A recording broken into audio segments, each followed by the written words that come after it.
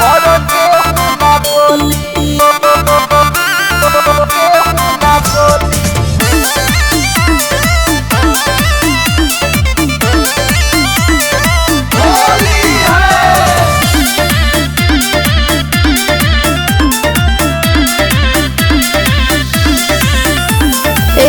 जहाजी जनी बनी चना चोर रंग से लरजी बाटे जी मोर। ए जीजा कहीं नहीं समझते हैं, हटिए तो।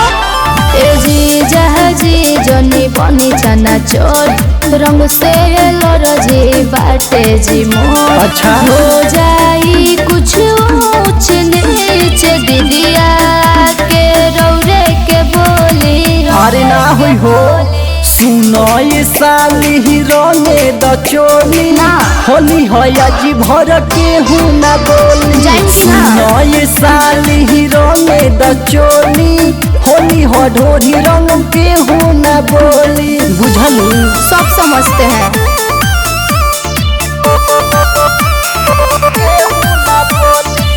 Dance studio Ara.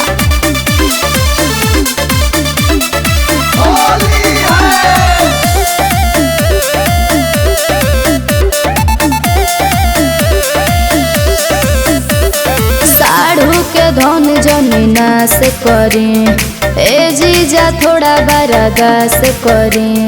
ऐसे न रोको हमारा के साली हो भर होली पास करी।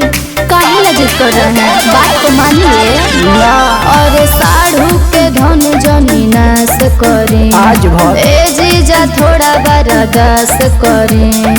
ऐसे न रोको हमारा के साली हो भर होली पास करी। हो जाई शादी तो सब कुछ कॉलेब खाली हमार छोड़ दी झोली। हो सुनो ये साली ही रंगे द चोली होली हो जी भर केहू ना बोली। सुनो ये साली ही रंगे द चोली होली हो जी भर केहू ना बोली। जाई होने हटी राउर दाल ना गली। काहे है चीज जी पसंद नहीं खा।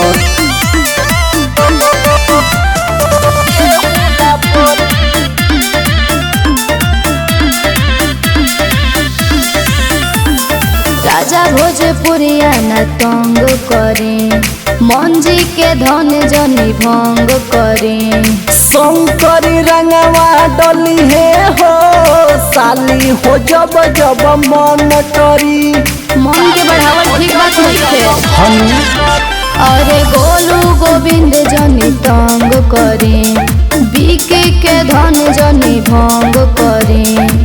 बबलू रंगवा डली है हो साली हो जब जब मन करी। जल्दी से रंगवा डालिए जीजा होते होने हम सूट खोले। ई भइल बात सुनो ये साली ही रंगे द चोली होली हो ढोरी रंगम केहू ना बोली। सुनो ये साली रंगे द चोली होली हो जी भर केहू ना बोली। नहीं मानिएगा तो डाल लीजिए मगर धीरे से। ठीक है बा।